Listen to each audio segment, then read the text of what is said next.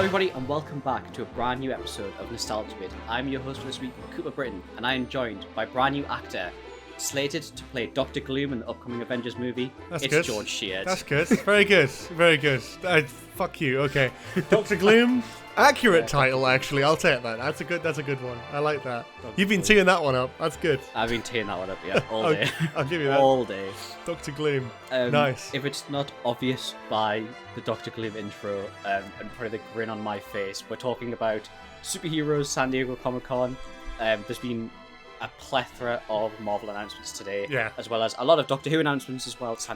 By today, of course, last weekend, because we're recording it on the day, true, but you guys are going to see it when you see it. Yeah, that's true. As of when we're recording, So eager buggers. Crazy time, am I right? I mean, there's a lot to talk about, because I've only caught up on some stuff. I've, of course, seen the Doctor Doom news, which I think will be very interesting to talk about, because I don't know your opinion on it yet, and I don't think you know mine, so it'll be very interesting to talk about that. But also last week we talked about Deadpool and Wolverine, and we've both seen that now, so we can sort of chat about that, I guess. And then just talk about superheroes in general. We didn't really have much of a plan, so thank God San Diego Comic-Con was on this weekend. Otherwise, you'd just be hearing us talk about what our favourite superpowers are for an hour, which might still be part of this, who knows. Yeah, that's true.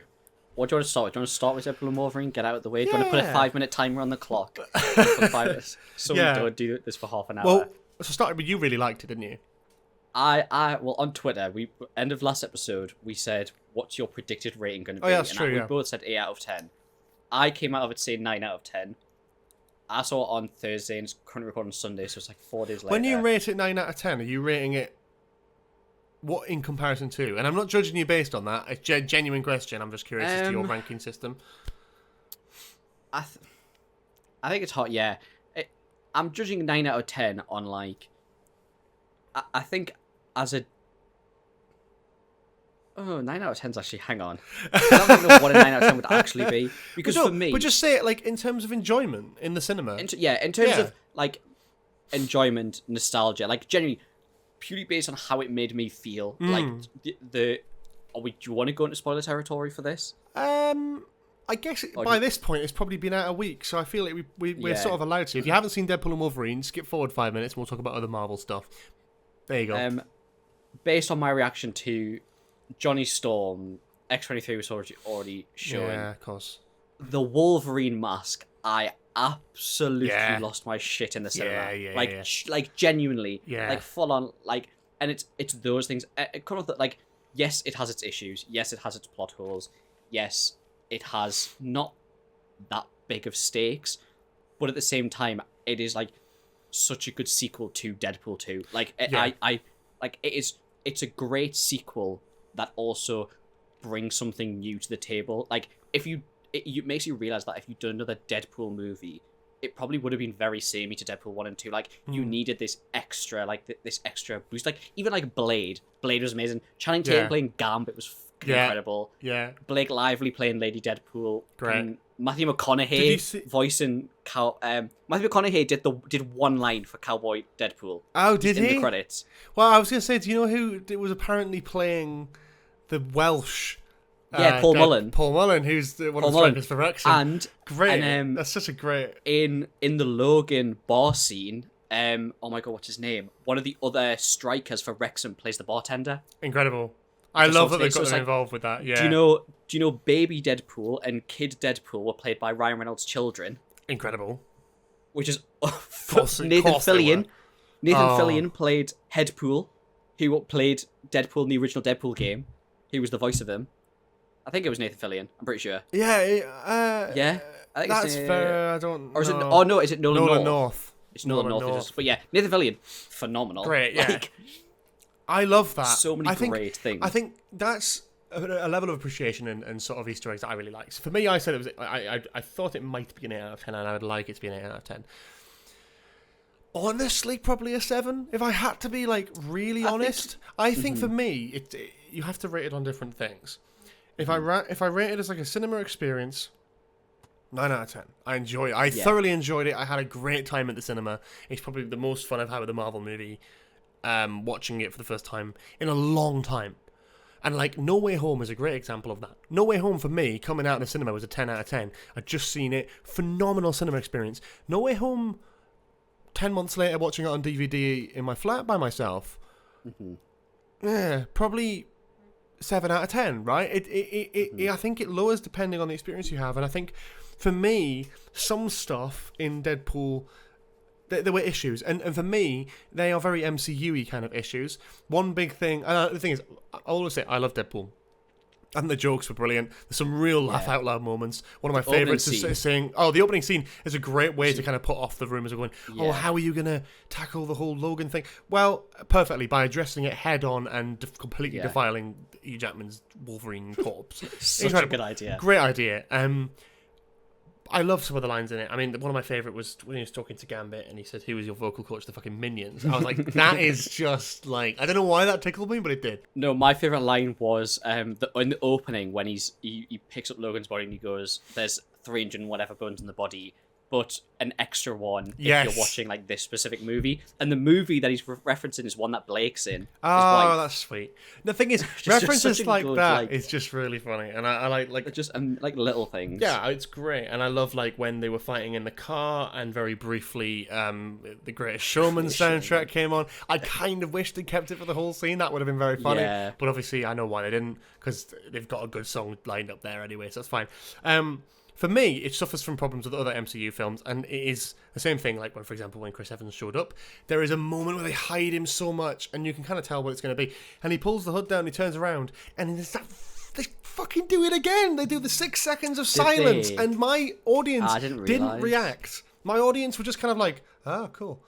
No one really said anything. Anyway. So it was just kind of like, I really got to see firsthand those 6 seconds of just like, standing here, staring at the camera, waiting for people to finish applauding. Oh, can we stop doing that in films?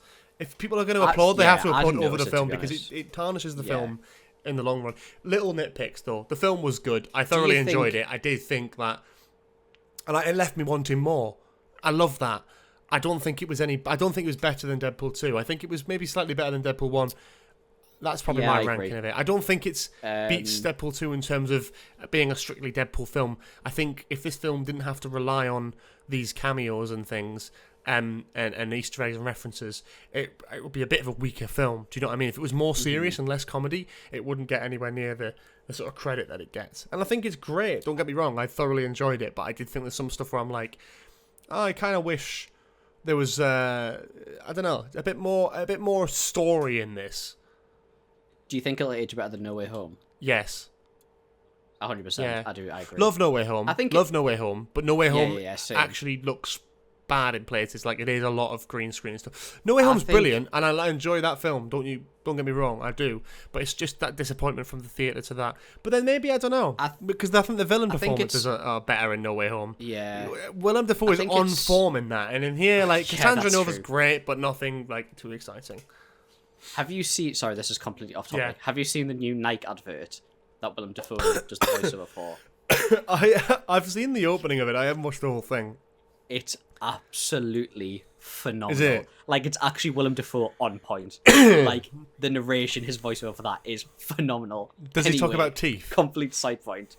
No, but it's like proper villain Willem Dafoe. Love that. Well, I would like to see that very much. I'll check that out after the recording. That sounds great. But yeah, Deadpool movie was great. I think it's nice. It was a nice send off. We've done this more than 5 minutes. It's a nice send off for the Fox universe. Let's let it to rest. And I'm excited to see Deadpool in the future. I'm glad it was a love letter to those films and not just going, here's Deadpool in the MCU. I'm glad it addressed that, and the whole thing about the universe being pruned is very much an allegory for what the MCU does when it acquires other studios, you know. So for respect to them for that, I think that's a really great... It's very meta. And very self-aware. Yeah. Also very sort of... just very nice. I was expecting the ending to be different. I was expecting it to be a bad ending and the TVA win. Because they're sort of the allegory for the MCU, but they didn't. And I thought that was interesting that the Fox universe is still there by the end of it. I thought they would try and bring everything over, but actually they didn't at all. Yeah. Interesting. Very cool. Let's move over to the newest announcements. Let's move over to San Diego Comic-Con. Are we going to start with Marvel, I guess? Yeah, we can run straight. Because I only know the Doom's Doctor Doom thing. Let's do that last. Okay. I think because it's the biggest announcement, obviously. I've seen some stuff. Oh, we'll do it. Yeah. So there's been a lot of announcements. They did 3 three major. Well, I guess they said they were doing three major movie coverages, but there was 4. Mm-hmm. So there was new things for Captain America, New World Order. What was new for that? New footage. Okay. Harrison Ford was there on stage doing interviews, talking about doing stuff in like doing the mocap for Red Hulk or stuff like that. New plot points were revealed for that, which when I go through like my list, I'll talk So you're doing a summary first. Other one was Other one, Thunderbolts was talked about. Sure. Had all the Thunderbolts cast there, which is pretty cool. Nothing like too crazy. Just like these people are going to be in it. This person's got a new costume. Yeah, boring shit. Cool. Fantastic Four was quite big. So Fantastic Four started shooting on Tuesday. I've seen the footage. Yes, I've seen screenshots from the footage. I've seen the whole trailer ripped online, and it's great. I can't lie. I'm very excited about it. So it's got a new title. Started shooting on Tuesday. Like, it was like retro futuristic 60s. Yeah, it's like 60s vibe. It's very like sort of the modern sort of world of what the 60s imagined the future would look like kind of vibe. Like he's sort of Reed Richards has got like a sort of Bill Nye science show kind of thing. There's like the Thing on like a sort of still a black blind date kind of thing, which is interesting. Really? Like he's sort of he's like contestant number 3, and it cuts to the contestants, and there's like 3 silhouettes, and one of them is just like a huge like kind of clearly rock monster. So that I think there's obviously going to be quite a bit of comedy in there. There's a shot of Galactus. I'm really excited for Galactus. I'm more excited for the rest of it. I'm honestly more excited for the rest of it, just because I'm like, I want to see this full like cheesy sort of pastel color scheme 60s superhero film. Did you see? It's shot in 4:3 as well, which I thought was funny. It? Yeah, apparently it's shot. Apparently the stuff, that footage that you're talking about, the test shoot. I didn't even think. I didn't even clock in my mind. I think because I'm watching it on such a small sort of rip. Yeah. Cool. Excellent. So that's the brief review. We'll go through like the actual discussing film and going through basically their list of what they announced. So Marvel, San Diego Comic-Con. Cool. So Russo brothers. Avengers 5 and 6. The Russo brothers have been announced, confirmed after rumors for the last 2 weeks that they are officially directing Avengers 5 and 6. Of course they are. So Avengers Doomsday, as it's now called, and Avengers Secret Wars, which is very cool. So adamantium is being introduced to the MCU. Oh, fuck me. And give me a fucking break. Honestly, I've seen this. I like Marvel. I am a fan of Marvel to an extent. But I can get behind people getting excited about cameos, right? People getting excited about metal being introduced in a film baffles me. Because I'm like, look. I'm not excited. Who gives a fuck? I'm not excited. I'm not excited that adamantium is being introduced to the MCU. I genuinely couldn't give a shit. I like how they're doing it. I think it's very clever. What are they doing? So you know the celestial body that dies at the end of Eternals? We had this conversation the other day. Okay. They're basically, it's going to be that the celestials' carcasses are made out of adamantium. Oh. So New World Order is going to have a sense that it's actually going to be... Oh, so they're actually addressing that? Yeah. Cool. Okay. Part of it is going to be a political strife because nobody knows who actually owns the rights to mine this adamantium. Because you can't just add adamantium into the MCU because you've hyped up vibranium for the last 10 years that it's the best metal ever. So you can't just magic a brand new metal. Like, it's a very I think it's a very clever way of doing it. Yeah. Like referencing this massive plot hole that's been there since whatever year Eternals came out, and then actually getting something good out of it. So, cool. Avengers 5 is called Avengers Doomsday, which we talked about main villain Doctor Doom. Fantastic Four will appear in both of the upcoming Avengers movies, which is interesting. Okay. Makes sense because Doctor Doom and Fantastic Four basically hold hands in the comic books. Sure. They're literally so intertwined. Yeah.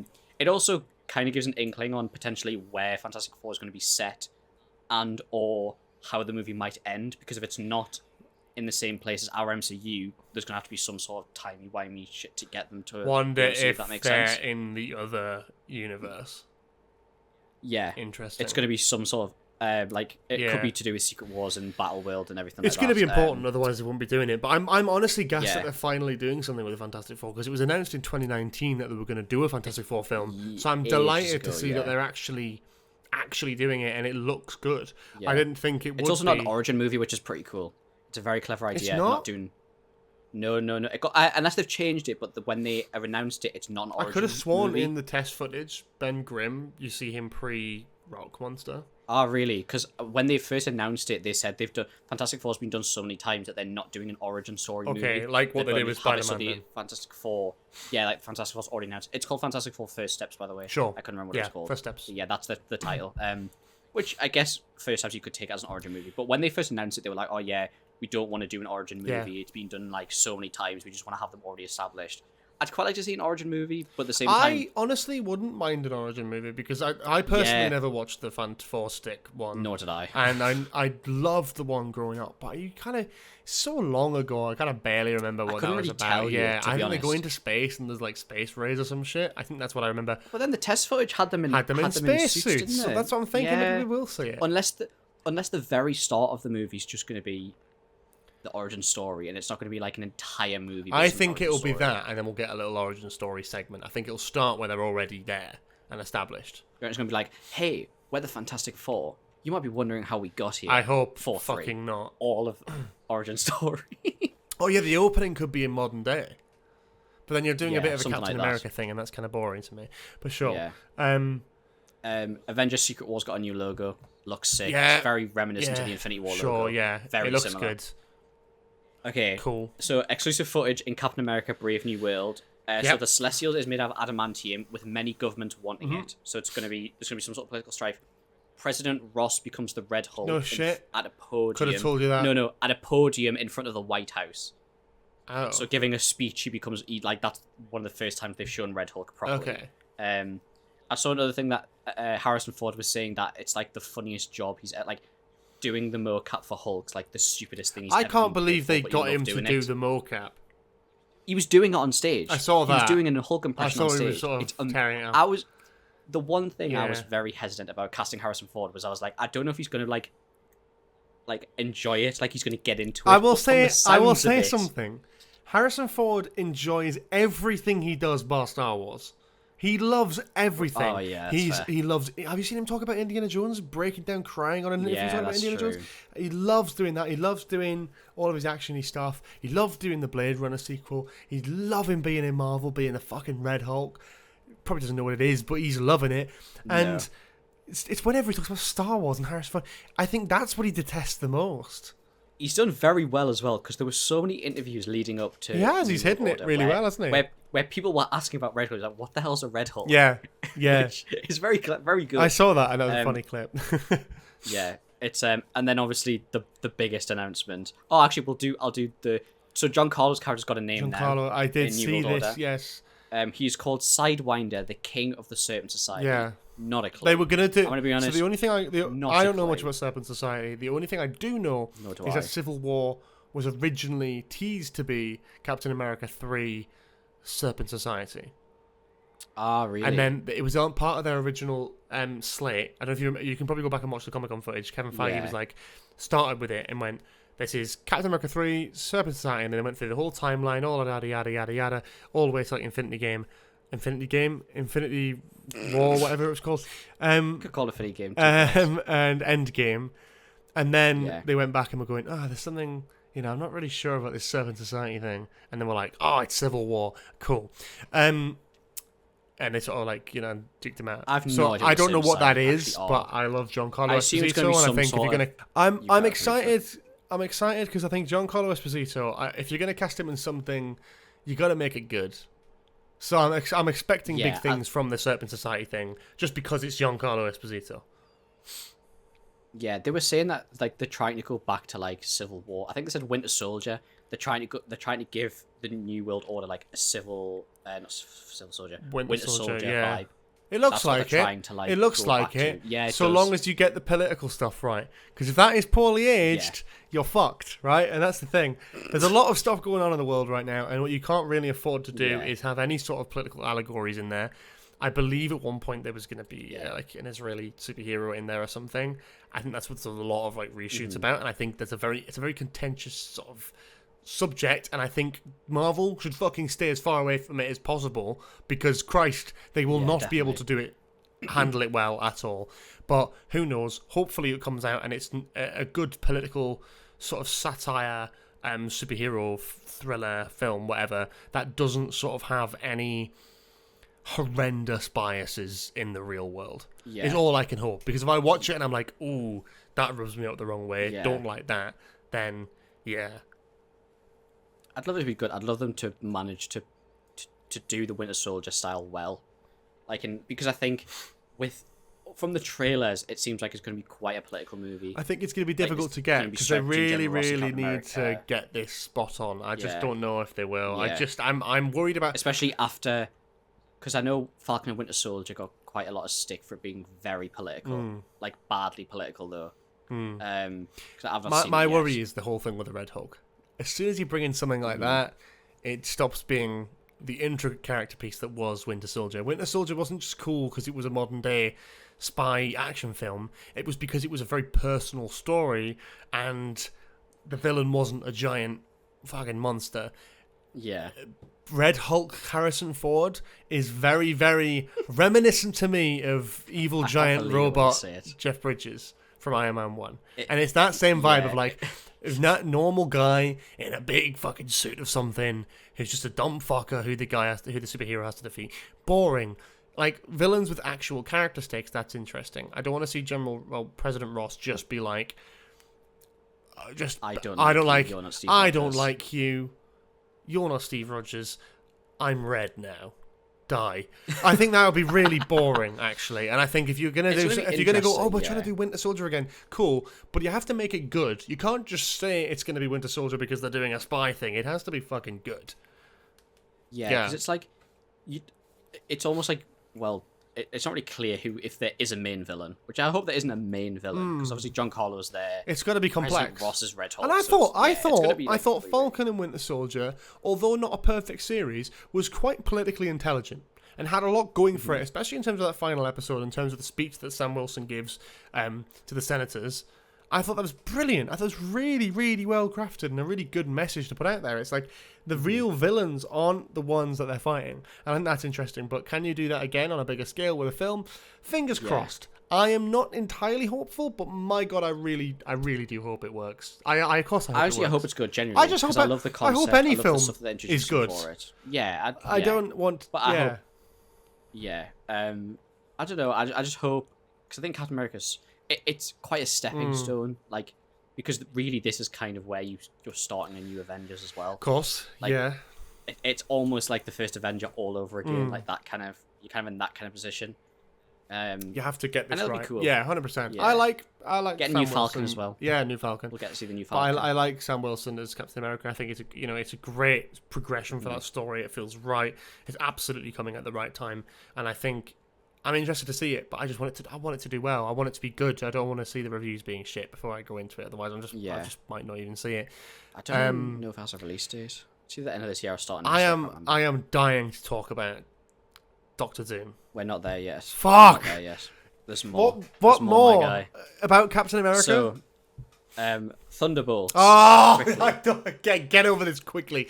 The first trailer for Thunderbolts shown at San Diego Comic-Con. Okay, audience. I didn't actually know that. Yelena visits Red Guardian's apartment, calls him Dad. What? Cool. What do you mean? Hang on. Why is that cool? I don't know. Nice that she has a father figure after being abused and like assaulted her whole life. He is her dad. Oh shit! Yeah. I've seen in the Black Widow. No, same. But the key part of that was he was the neglectful parent. Genuinely, wasn't he? Do you know the only thing I remember from Black Widow, and it's so sad, is the fucking dog awful CGI in the end. Yeah, it's the only thing I remember, and that it also ruins Endgame. If you watch the Marvel movies in order and watch Black Widow all the way through when it's set, it spoils Black Widow's death from Endgame. Because the post-credit scene is set after Endgame. But the movie's set well before. Well, boo-hoo. Anyway. Thunderbolts. Cool. Ghost has a new costume. Who? Ant-Man the Wasp. Oh, for fuck. Wears all white. Hang on. Phasers. No. What the fuck are they still doing that character? Ghost has a new costume, yeah. And then all the Thunderbolts are individually assigned to the same job, but it's all set up. And then penultimate announcement. Stephen McFeely will be writing Avengers Doomsday and Avengers Secret Wars. He co-wrote Endgame and Infinity War. Fine. And then this is just 4-3 for Fantastic Four. Pedro Pascal has an old school accent as Reed Richards teaching a science class, which we've seen. Michael Giacchino will compose the score for Fantastic Four. That's unbelievably great news. That was... I don't know who that is. What? What? I don't know my name. Michael Giacchino. Yeah. Can you give me some of his work? Yes, I can, Cooper. I'm glad you asked. And don't interrupt me, because I will go through a list of everything that I can think of off the top of my head. Go. Okay. Spider-Man Homecoming, Spider-Man Far From Home, Spider-Man No Way Home. He did Rogue One. He did the new Doctor Strange film. He did Ratatouille, Up. He did The Incredibles. He did a bunch of other stuff. But he is an unbelievable if Fantastic Four composer. has a Disney Pixar soundtrack, I'm so there. He'll probably have a Spider-Man Homecoming-ish soundtrack, probably, given that he's already done kind of superhero work. Michael Giacchino, I've listened to so much of his stuff. Incredible composer, familiar. Oh, and The Batman. Oh, shit. Should I mention that? Mission Impossible 3. What else he got? You prick. Go on, what's he got? Thor: Love and Thunder. Yeah. Oh, Werewolf by Night. He directed Werewolf by Night. Oh, did he? He directed and did the music for Werewolf by Night. Jojo Rabbit. It's fine, I guess. Why not? Jurassic World, the original for the first film. Yeah, it's pretty good. Would you like to get on to the final announcement? Sure. Yeah, let's do that. And the final announcement: Robert Downey Jr. on stage as Doctor Doom, introduced by the Russo brothers as Victor Von Doom. Mm-hmm. And the opening line, he said, "New mask, same task." Where the hell do we start with this? I don't know. Do you want me to give my opinion? Do you want to... You go first, because I will go on a tangent rabbit hole about Doctor Doom. Are you... Right. I think... So, for reference, after this got announced... Happy, sad, confused. One word. Confused. I'm glad we're in agreement there. So, just for reference, before you go on, I read nearly the entirety of the Marvel wiki this morning about Doctor Doom. Yeah. Okay. After this got announced. So I don't know much about Doctor Doom, but I know he's a very important figurehead for the universe. I remember him in the original Fantastic Four film very briefly, and I remember like his significance across other films, but I don't know much about him as a character. Now, I do know, though, how big of a fan favourite he is, and I am very conflicted about this decision. On one hand, it's ballsy as fuck. And it gets people back in the seats. Such a brave Going move. to get Robert Downey Jr. back to do this. Incredible, of course. He's a great actor. He's a good actor. He's just won an Oscar, right? Yeah. And you know, he's been in the Marvel universe. He knows how it works. To come back and play the villain, it's great. It creates conflictions for characters, and from a story perspective, that is quite cool. What I don't like is how it feels quite cheap. It feels like they are going, fuck, we messed up the Kang thing, which, can we just point out that, like, this is factually what happened, is they had another plan for these films, which went through because their main villain was an arsehole and, well, was a villain in real life. And then they brought back... and then they've brought in Robert Downey Jr. to play Victor Von Doom, which is sort of it feels like they're going, oh god, what, like, we're on our last legs. What do people like? Robert Downey Jr., bring him back. Chris Evans was in the new fucking Deadpool film. Bring back Robert Downey Jr. to play Victor Von Doom. Why not? Chris Hemsworth can play the Thing. You know, it doesn't really matter who we bring back now. It's just like these... Mark Ruffalo can play the Thing. Yeah, these people are just going to be there's people who are just going to be stuck to this franchise forever, and that's absolutely fine. They're getting their money. I'm sure it's a big paycheck. However, I just think it's a bit of a poor decision because there are so many incredible actors who could have done a brilliant performance as Cillian Murphy. Cillian Murphy, yes, I agree. Horrible cough we both got. Yeah, crazy. Irish flu, is it called? Thank you. I think it's a bad decision in that sense because I think that it feels lazy because you know the real world context of it. You know that they fucked up with the Kang thing and they were like, oh fuck, what are we gonna do? Oh, I guess Doctor Doom, Secret Wars. Oh, I guess instead of Robert Downey Jr. It's like, oh come on, because like if you're gonna do like an evil Iron Man route, it's like okay, cool, but we are just living off what we already know. We're not creating something new. It's revolution, not evolution. Marvel needed to evolve, but it's just revolving, right? It's just producing the same shit that we gobbled up 10, 15 years ago. Robert Downey Jr., good actor, Iron Man, yay! Familiar face. Chris Evans in the new Deadpool, yay! It's like, for me, I feel like when are we going to get to a point where this is just like really silly? But also, I do like it and I think it's ballsy. So if it works, power to them. But yeah, if it I hope it works. Like that's my turn. Go on. So, the first thing I'm going to say is the Kang the Conqueror stuff. I fully understand. Yeah. Jonathan Majors is a villain in real life. Okay. However, I refuse to allow Marvel to sit and use that for the reason they're pivoting the saga. You could have recast. I'm not being funny. He's a multiversal character. You could have recast. I think they kind of fucked it with Quantumania. Yeah, with the post-credit scene being with Quantumania. All of them. But I think there was a contract clause. I think. Oh, I heard. I mean, it might be a rumor. I heard there was a contract clause where it was like all of Kang looked like Jonathan Majors. Okay. So I guess pivot away from Kang the Conqueror. Anyway, Doctor Doom. So I'm going to go from like the story aspect of this.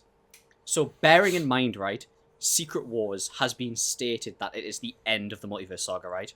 And it's 2027, so technically we've only got 3 years left of the multiverse saga, right? Shame, and we've not met the main villain. Doctor Doom is the main villain. He's the Thanos, okay? It's done. That's how they're doing it. In the comics, there is a universe where Tony Stark becomes Doctor Doom. That's a thing. Mm-hmm. Do I think they're going to do that? No. Because they've introduced him as Victor Von Doom on stage, who's a completely separate character to Tony Stark. They have to do it. Personally, no. They can't not. It's literally like the most famous face of the MCU is the new villain. So you have to make it a story point, otherwise cast someone else. So this is where I'm going to go with this. So either you are doing Tony Stark as Doctor Doom, which I personally don't like. I'd rather have Victor Von Doom. Victor Von Doom as Doctor Doom. I'm not being funny, right? So Victor Von Stark. Doctor Doom in the comics, after he becomes Doctor Doom, permanently wears the metal mask, never takes it off, unless forced, right? So you could do that. When we meet Doctor Doom, he is already scarred. He's already been through the accidents, and he wears the mask all the time, right? And you could actually have Robert Downey Jr. play Victor Von Doom and never see his face. It is actually possible. They won't do it. Which it's possible. They probably won't do. But this is how I would like them to do it, right? But then that also means you cannot do an origin story for Victor Von Doom. Therefore, he can't be in Fantastic Four, in which his origin story is directly tied to Reed Richards in the comics. You can't do that. Why not? Therefore, okay. Because it's before he has the mask on. But it's alternate universe, isn't it? That's the thing. But then he's Tony Stark. Yeah, he is. Unless you're going to do Victor Von Doom as like the long lost brother of Tony Stark. This is the problem I have with it. It creates these sort of weird plot holes where it doesn't make sense, and I just sort of think, why didn't we get an original actor to do it? In the comics, he's like the king of Latveria, which is like a fictional country. It'd be cool to have a reference in New World Order that there's a new king of Latveria. Have it introduced as a background thing. Pretty cool. Probably wouldn't do it. Anyway. Apparently it's been known for a while. I can't remember who said it, but there was a quote that came out today which said they've apparently been keeping the Robert Downey Jr. thing a secret for a while. Oh, so it could be. It'd be cool. Yeah. It'd be cool. So it might be weird now. By that point, he's already Doctor Doom. Like, we're not going to get the Doctor Doom origin story. My next kind of... this isn't with Robert Downey Jr., this is with the character in general, is their... thingy, like, Secret Wars coming out in 2027 is fucking wild. Yep. Because the Secret Wars story that I would genuinely bet my bank account on them doing is the 2015 Secret Wars, where Doctor Doom is a literal fucking god. He is God Emperor Doctor Doom. there's a fucking comic book panel where he rips Thanos' spine out, right? You've probably seen it on Twitter today, right? I have. It's fucking mental. but I don't fucking understand.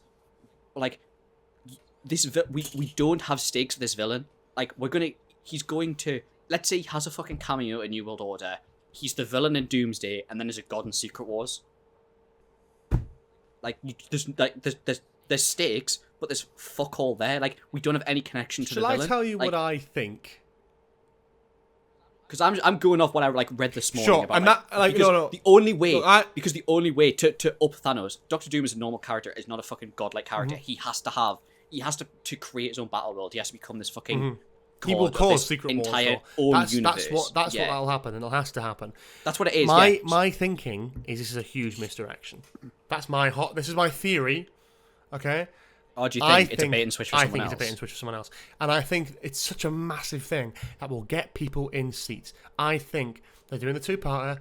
Doomsday will end. I think Doomsday will, with someone else being Doctor Doom. I think this Tony Stark, Doctor Doom from another universe, big threat, yada, yada, yada, will die in the first Avengers film. Because what's the fucking point? Alternatively, right, you have Tony Stark, big Doctor Doom character, yada, yada, yada, and he wins, and then the universe is destroyed or whatever, and then, cliffhanger, the heroes lose. That's exactly what we did with Infinity War. The biggest bait and switch they could do is that the villain you think is the villain is not the villain. Mm-hmm. And that would be a bigger twist now, because what fans are expecting is for the Avengers to lose in the first part. Of course they are. Because that's how the nature of the two-part Avengers films work. That's how the last two-parter went, and it was very, very successful. The one thing they could, and they probably will just do the same thing, but I'm hoping that the creative intelligence behind the same writing team and the same directing team is that they will try and really do something special here. And I think the best way to do that would be, I mean, these are the people who killed off Tony Stark, right? Yeah. They can take this idea and promote it at all the Comic-Cons, because everyone's theorising about who's going to be cast as Doctor Doom. The best way to do it, you've got a character who keeps a mask on 80-90% of the time.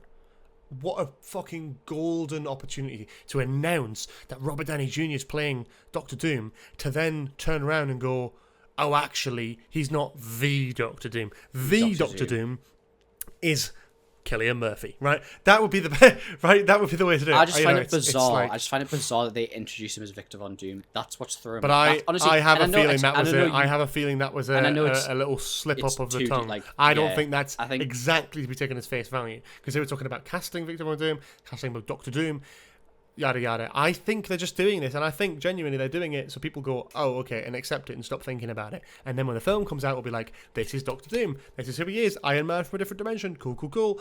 And then he'll fucking die, and the real Doctor Doom will be there, and it'll be like, oh shit, this is the Doctor Doom. And that would be such a cool moment to see in cinema. Yeah. I think if they were clever about it, they'd go in that direction. Now, otherwise you can do a fun thing where this Doctor Doom walks around taking off his mask to everyone and going, hello, look, it's me, you recognise me? Boring. Yeah, because there's some good moments in it, but they're good moments, but not good enough good moments that rely on things from almost 10 years prior. Endgame came out 2019.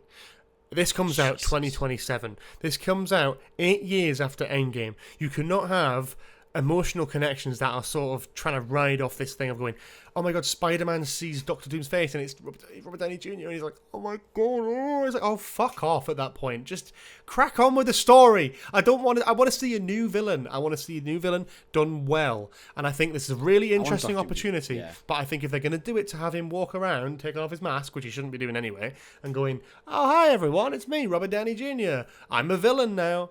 I'm sure, Robert Downey Jr. can do the villain, right? I'm not saying he can't. It would be so good. I just think it's odd. It'd be good to have Doctor Strange 3 have the universes colliding and have it lead into Secret Wars. Have them talk about these alien races. What we need to see is a timeline or something. What timeline of films and projects? What's going on at the minute? Because they always do that, and I feel like I have no idea when anything is coming out now. Because I think it'd be so. Doctor Strange 3 introduce the Beyonders, which are these fucking godlike creatures. Mm-hmm. Doomsday. Have Doctor Doom be searching for these creatures. Sure. Everyone has to go and stop him. Right. End of the movie.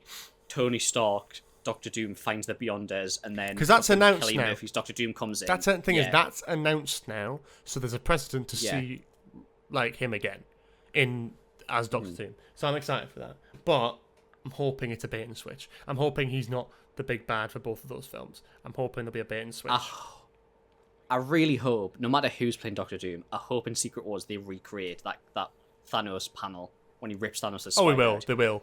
It would be the coldest moment ever. Yeah, I think it'll be very cool, and I think there's a precedent for it to happen, creating those iconic moments. But we'll see. I think we'll have to just wait and see. I'd love. There's so many things that I think I'd rather them focus on now, the multiverse stuff, and I understand that's where the money is. But I'm hoping that in years to come we start to get more original stories again, because what we haven't got is any decent real setups. I really enjoyed stuff like Moon Knight and stuff like. Where's that place in the universe? You know. Where's like the low? I guess is Moon Knight street level? It's not really street level. Kind of, but it's like street. It's close to like Daredevil. Yeah.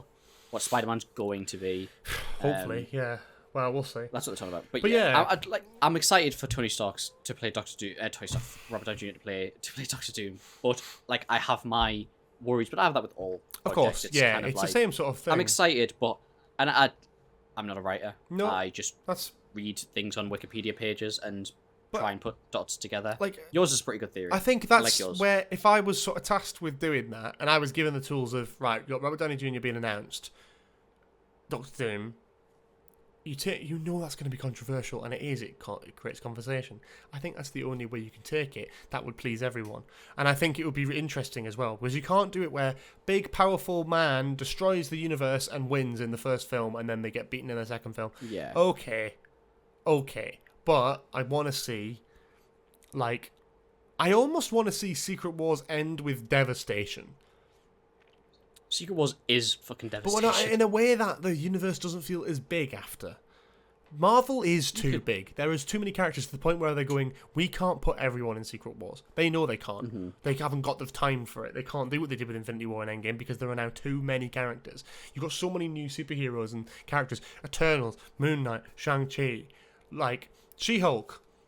All the fucking... the other Hulk person, the Red Hulk. Fucking... Scar. Yeah, that's it. Hulk, Red Hulk. How many Hulks we got now? Hulkling. Not Wicket again. But yeah, Marvel, good place. I'm interested. It's a ballsy decision. It's a massive Comic-Con moment. Hopefully it pays off for them. I hope it's a good decision from their part. The reveal was awesome. It was a good reveal. The reveal was a good reveal, yeah. So well done. Have all the Doombots come on, and then it was such a good idea. It was such a media stunt, but it worked out so well. What else is going on at Comic-Con? Doctor Who. Okay. Before we do Doctor Who, turn. no Star Wars stuff? I don't think so. I've not seen anything announced. They're doing D23 2 weeks time. There we go. Which is the Disney Expo. Look out for that podcast cover episode. Yeah, which we'll be getting more. Yeah. Hopefully, Acolyte Season 2 announcement. We hope so. We hope D23. So. Yeah, that'd be nice, wouldn't it? A trailer for Skeleton Crew, considering it's supposed to come out this year. Yeah. Okay, Doctor Who. I am not entirely brushed up on everything Doctor Who, but they have basically just confirmed a lot of stuff that has already kind of been doing bits around the Doctor Who community, notably the spin-off, which is a big thing. There's been a spin-off which has been in the works for a long time in the world of Doctor Who called The War Between Land and Sea, and that was announced officially for the first time. It's been on people's CVs for about a year, but it is finally announced with a lead cast and a story concept, basically pretty much exactly what was reported as a rumour a long time ago. So I've talked about it and I've clued myself up on the idea and I know where I sit on it. A lot of people are boring. Go on. Can I watch the actual concept? Because I have not a clue. So the concept is, it's a modern day unit story. I think it's 5 episodes. From what I've heard, it's like 5 or 6 hour-long episodes. It's written by Russell T Davies and Pete McTeague, who Pete McTeague wrote Kablam and Praxeus and does all the DVD stuff. He's a big Doctor Who fan.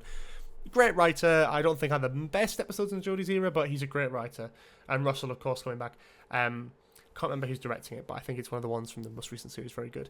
The story is basically the story is essentially a Sea Devil story. Now, Sea Devils obviously appeared in the Legend of the Sea Devils in the end of Jodie's era, and it was not a very good episode. But what I think they're kind of doing is kind of revamping it and doing it better, where it's basically the Sea Devils wake up after a long hibernation, they see what the world's done to the oceans, and they decide to go to war with humans. Very similar to that, the concept when you saw like Cold Blood, Hungry Earth with the Silurians. The Silurians are very close cousins to the Sea Devils.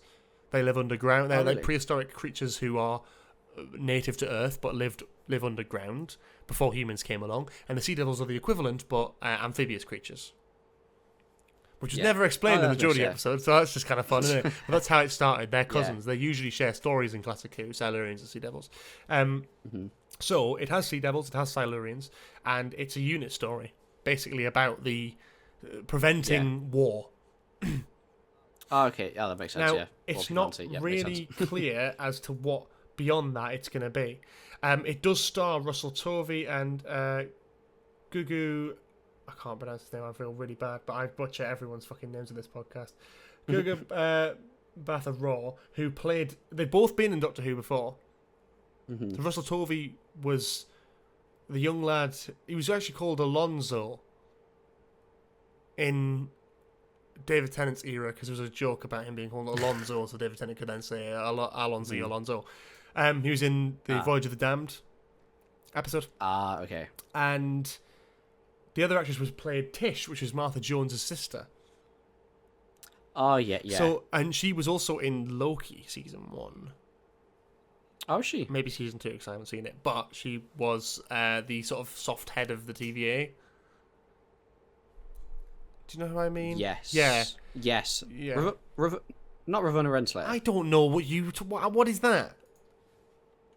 Character. Yes. Oh, just Ravonna Renslayer. Yeah. Okay, cool. So they're both the leads of the show. Kate Lethbridge Stewart is going to be in it as well. Is the unit soldier guard guy. So that's the one from the news episodes. Yeah, the recent episodes. Yeah. So they're going to be in it. It's unclear as to who they're playing, but it's been confirmed that these two lead characters aren't playing their previous characters from the Whoniverse. So they're brand new characters. It's assumed that they might be playing Sea Devils, potentially, or unit operatives. I would kind of prefer unit operatives, but we'll see. People are being really fucking boring about this, honestly. And look, I get it. Doctor Who is a very contentious fandom at the best of times. People argue about the minor things. People get very, very angry about this, and it's like, they should be playing different characters. And I'm like, brother in Christ, we had Peter Capaldi in a David Tennant episode. I was going to say. Who then played the Doctor. Karen Gillan was also in that David Tennant episode, who then became the companion a series later. Colin Baker was in the show before he appeared. All of the rest of the Martha Jones family have appeared in Doctor Who before. Martha Jones's mum was a cat lady in New Earth. Martha Jones appeared in Doomsday. Oh no, sorry, one before that. Army of Ghosts. And they reference it and say it was like a cousin died in Canary Wharf. There's a precedent in Doctor Who for people playing the same characters or different characters in the same show. The fact of the matter is, these are two very good actors. Very good actors. Who I'm very excited about leading this show. I'm very excited about that. I think it's great to have a Doctor Who spin-off for the first time in about 8 years. It's crazy. If they're going to do something with the Sea Devils and Silurians, that's very cool. It's very different. It's taking a Classic Who monster and making a show of it, as opposed to a new Who character. Like Sarah Jane, for example, or Captain Jack and doing Torchwood, or Class and just taking no one or anything of interest. The War Between Land and Sea is taking fan favourites, some fan favourites, like Sea Devils, Silurians, two quite known Doctor Who monsters, and making a show of it. And I don't know if it's going to be a spin-off that has multiple series, but at the minute, 5-part, hour-long episodes. It sounds cool. Yeah. I think it's. I'll watch it, obviously. I'll be interested to see, because I've not really I didn't watch Torchwood. I've watched Sarah Jane, not all of it, but it's like the first proper spin-off I've watched. Yeah. Did you watch Class? I presume not. No. You didn't miss much. Sarah Jane's the only one Sarah Jane's the only one. Which I went through a rabbit hole recently. Yeah, I love Sarah Jane. Loads of it. Sarah Jane's great. For me, Sarah Jane's really I think good. I'm interested because it's like, well, why would you... A lot of people go, why the fuck would you do a Sea Devil spin-off? But actually, I like it. Because it's different, for one. And it's also... Yeah. If you're going to do a spin-off of something, it's got to be interesting. And if they're going for the Sea Devils, of all things, you've got to think, well, why? They must have a good idea. They wouldn't just be making it for the sake of it. The key thing that also was revealed is the first couple minutes of the Christmas special was also shown and is now online, about this. Which is great. It's a great little scene. Basically cuts between Christmas 1940 during the World War, the Orient Express, Mount Everest, and London 2024, where the Doctor keeps popping in and offering people a ham and cheese toastie and a pumpkin latte, to which no one takes him up on the offer. The final scene shows... the Nicola Coughlan, who's been in all sorts. She's playing a character called Joy. She's not. I don't think she's the new companion. She's not. But she's in this special, and I think she's going to be the sort of companion character. Maybe a bit like Donna Noble in Runaway Bride. The final scene is her going into a hotel room, checking herself in on Christmas Eve, I think. To have a little room by herself, and she goes in, she settles down, and a Silurian bursts through the door. Followed by the Doctor, who then offers them a ham and cheese toastie and a pumpkin latte before smiling and then cutting to be continued. I was going to say, I saw a photo of her holding like a hairdryer, like a gun, like from one of the stills. Yeah. Do more Silurian stuff then. So that's the first time a Silurian has been in Doctor Who in 10 years. Oh my god! The last Silurian was in Peter Capaldi's first episode, Deep Breath, which starred obviously Madame Vastra. But the Silurians haven't had a proper Silurian story since Series 5. Since 2010. Jesus. So that's a long time. It's a long time coming. It's obviously Moffat led. I presume the Silurian's not going to be the big part of it, but it's interesting, to say the least. I'm a big fan of it. I saw the scene. I thought this is kind of fun. I'm hoping to get a bit more of that. I'm glad we got a little clip of it. The new companion is called Belinda Chandra as well, who joins in season 2. That was announced. What was not announced was the green light of a season 3, which is starting to become concerning for Who fans. Obviously, Doctor Who could survive on its own with the BBC, whatever.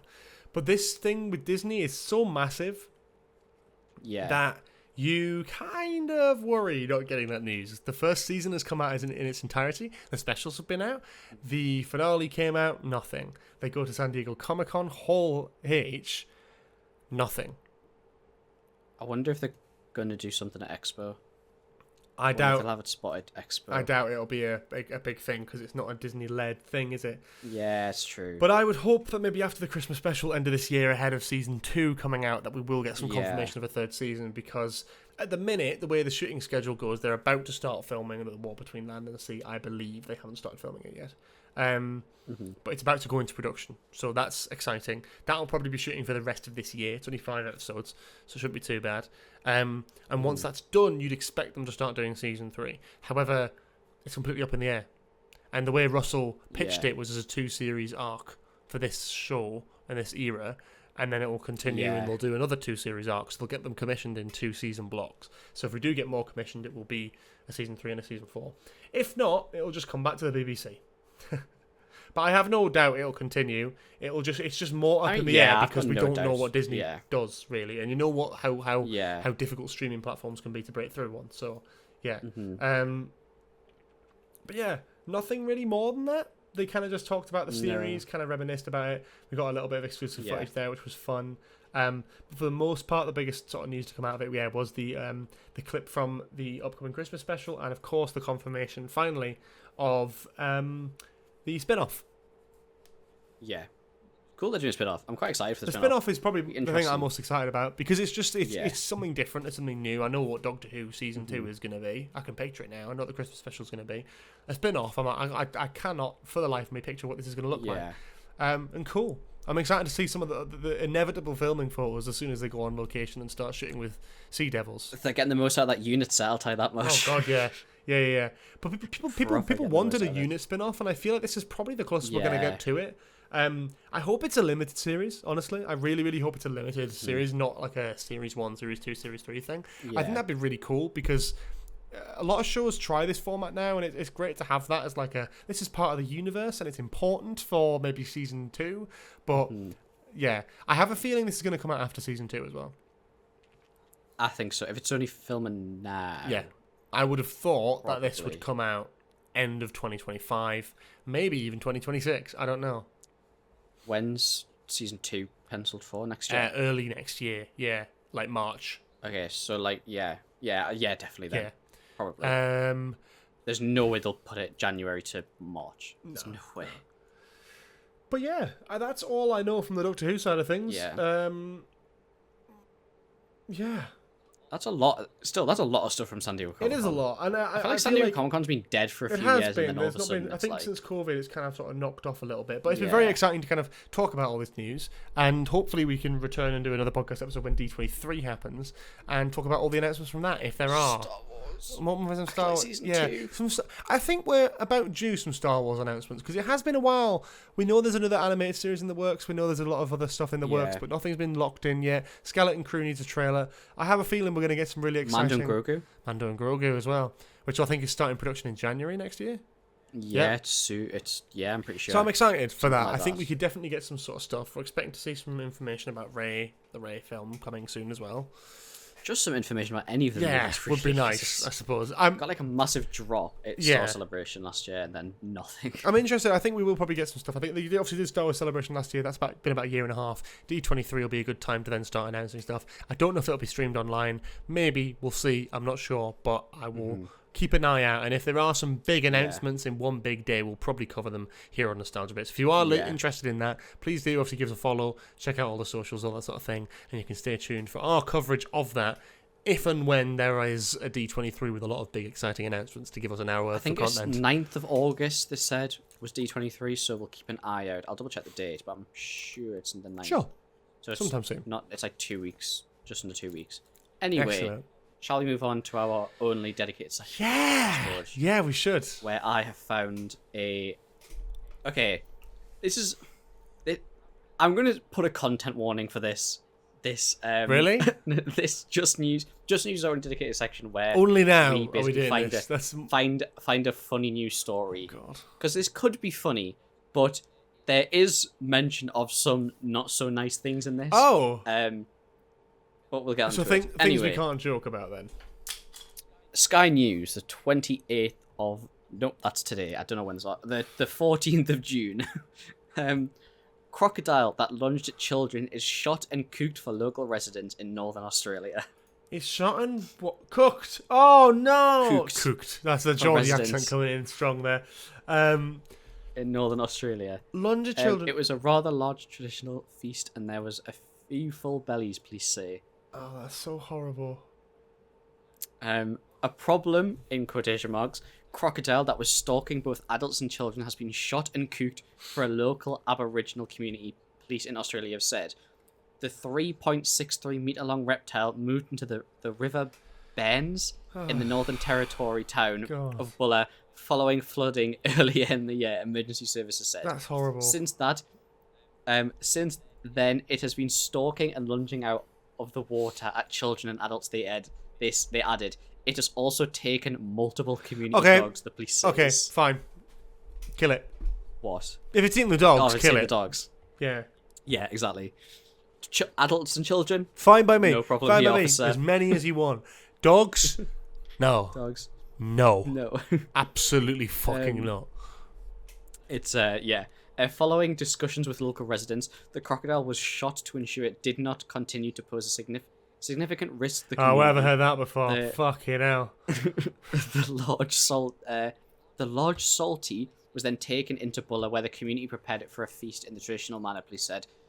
It was on the barbecue and cooked up in crocodile tail soup, Remote Sergeant Andrew McBride told ABC News. In addition, a few pieces were wrapped in banana leaves and cooked underground. Sergeant McBride added it was a rather large traditional feast and there were multiple full bellies. Right. Crocodiles I just want to know if that was the plan or like... What, to cook it? Yeah. I don't know whether... Did they go into that going... man, we could kill it, but what are we gonna do? Someone was like, I mean, I'm pretty hungry. I could go for crocodile. The one thing I don't understand is why they didn't just move it, because I know there is an actual thing where you can like capture crocodiles and just relocate them. Yeah. Well, why just go straight? Unless they're just all. This is Australia, not America. Yeah. Interesting. That is true. That is true. Unless it's a delicacy in Australia. I don't know. I just find it interesting that was their first thing. It's like, did they decide that before, or did they kill it and go, well, what the fuck are we going to do with this? They go, whoa. And Deck were probably narrating on the sidelines. Oh. Deck were eyeing up in the next year's bus truck at trial. Oh, yeah, right. I don't know where you were going with that. I think it's like an Impractical Jokers thing. Yeah. Now shoot the crocodile. Now eat the crocodile. We know the crocodile. Now serve it for a feast. Yeah. Cool. Crocodiles have been popping up where they've never been seen before. Yeah, at a barbecue. Widespread. the local cookout. Yeah. The development follows widespread flooding in western areas of the territory earlier this year. The amount of water has just pushed them into random places. So it's not their fault. Nice. Yeah. That's good. It's obviously one of the crocodiles that's gone for a bit of a swim and a walk back and popped up very close to residents. Crocodiles come to the community. Thanks to seamless collaboration between parks and wildlife, our remote police staff, and local residents, we were able to safely remove the large salty and maintain the safety of the community. There's never a dull moment in remote policing. Bollocks. This is... I'm sorry. What the fuck? I don't know why they just relocated it. Like, move it. But I understand it's a risk, right? But you can employ people to capture it without killing it. The result shouldn't be just bang, dead. It doesn't know what it's doing.